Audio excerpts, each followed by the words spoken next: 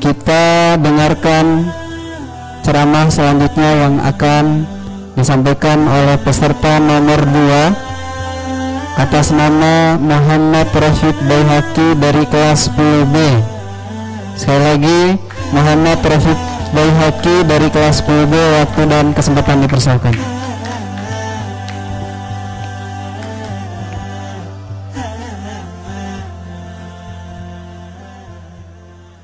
Bismillahirrahmanirrahim. Bismillahirrahmanirrahim. Assalamualaikum warahmatullahi wabarakatuh. Yang kanan kurang kompak, yang kiri kurang serentak. Sekali lagi, assalamualaikum warahmatullahi wabarakatuh. Alhamdulillah, alhamdulillahillazi ja'alal qalama lil kitabah wal kitabatu lil qiraah wal qiraatu lil ma'rifah wal ma'rifatu lil ibadah wal ibadatu lillahi wahdah. Asyhadu an la ilaha illallah wa asyhadu anna Muhammadan abduhu wa rasuluh la nabiyya wa la rasula ba'da amma ba'du. Segala puji bagi Allah Subhanahu wa taala yang telah memberi kita rahmat, nikmat serta berkat, sehat walafiat sehingga kita dapat berkumpul di ruangan yang insya Allah barokah ini. Dan tak lupa salawat serta salam kita junjung, kita curahkan kepada Nabi kita Muhammad Sallallahu Alaihi Wasallam yang telah membawa kita dari zaman jahiliyah menuju zaman Islamiyah yang terang benderang ini. Dan kita dapat membedakan mana yang hak dan mana yang hoak, dan juga kita dapat membedakan mana yang betul dan mana yang batil. Jadi berdirinya saya di sini di hadapan kalian semua ingin menyampaikan sebuah kultum yang memiliki tema hidup hanya untuk ibadah. Jadi hidup kita itu buat apa sih?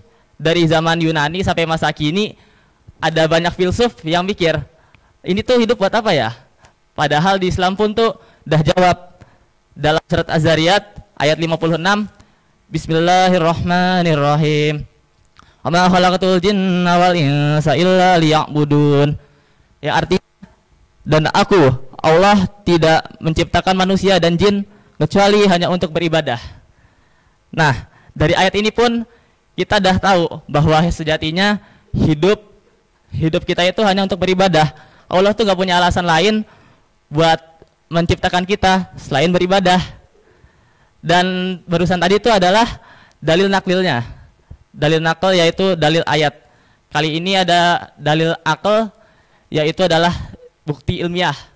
Jadi ada penelitian, dalam penelitiannya itu untuk SQ, kecerdasan spiritual, dengan metodologinya seseorang itu dipantau otaknya dengan menggunakan EEG, elektroencephalograph.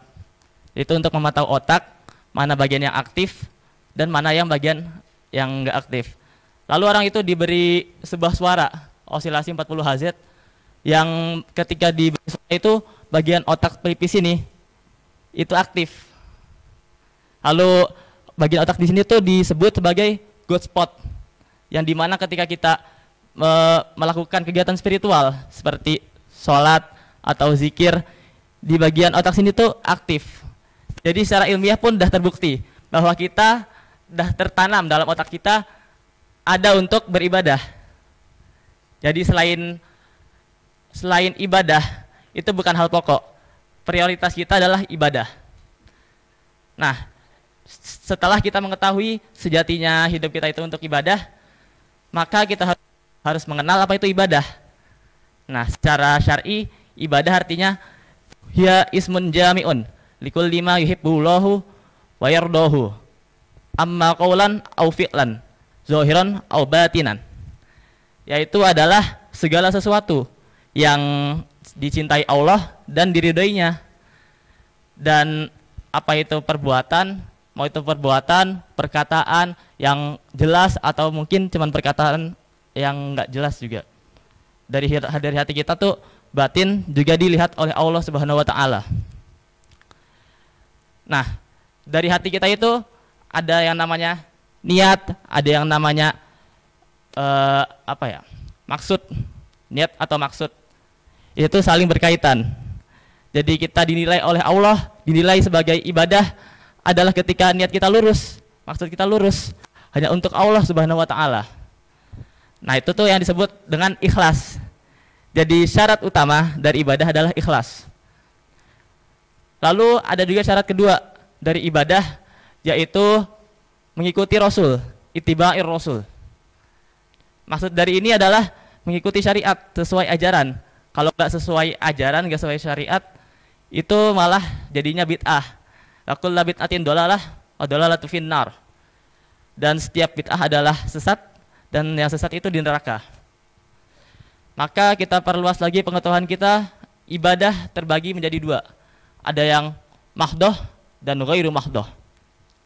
Ibadah mahdoh yaitu adalah ibadah yang sudah dituntun oleh syariat, yang sudah ada tata caranya seperti sholat, puasa, zakat, haji, dan yang lainnya. Lalu ibadah ghairu mahdoh adalah ibadah yang bisa kita lakuin sehari-hari, kegiatan sehari-hari kita yang secara umum kegiatan perbuatan yang baik, seperti kita saling menolong, saling membantu, lalu saling mengingatkan. Itu dinilai ibadah jika kita niatkan kepada Allah Subhanahu wa taala. Jadi misalnya nih ya, ada fatir, itu dia orangnya ketika di luar, wah nakal banget tuh, suka rokok, suka apa ya, ya yang gitu-gitulah. Terus ada Wian ngingetin fatir, lalu fatir itu hijrah, akhirnya pun Wian bisa dapat pahalanya tuh, bisa kecipratan. Dan tentunya fatir tuh setiap dia melakukan ibadah, Wian pun juga kena ibadahnya, kena pahalanya. Nah, maka dari itu kesimpulannya, ibadah sejatinya adalah tujuan hidup kita. Maksud Allah untuk menciptakan kita adalah untuk beribadah, tak lain tak bukan hanya untuk ibadah. Dan ibadah pun ada tata caranya. Kalau nggak ikut tata cara, bisa jadi itu adalah bid'ah.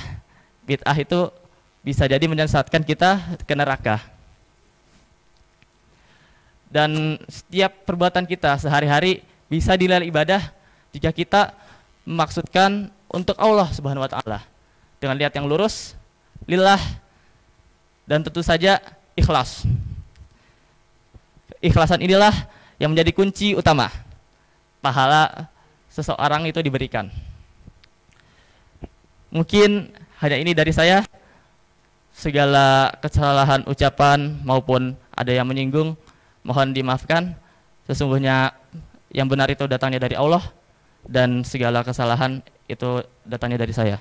Mohon maaf untuk semuanya. Astaghfirullahi walakum. Wassalamualaikum warahmatullahi wabarakatuh.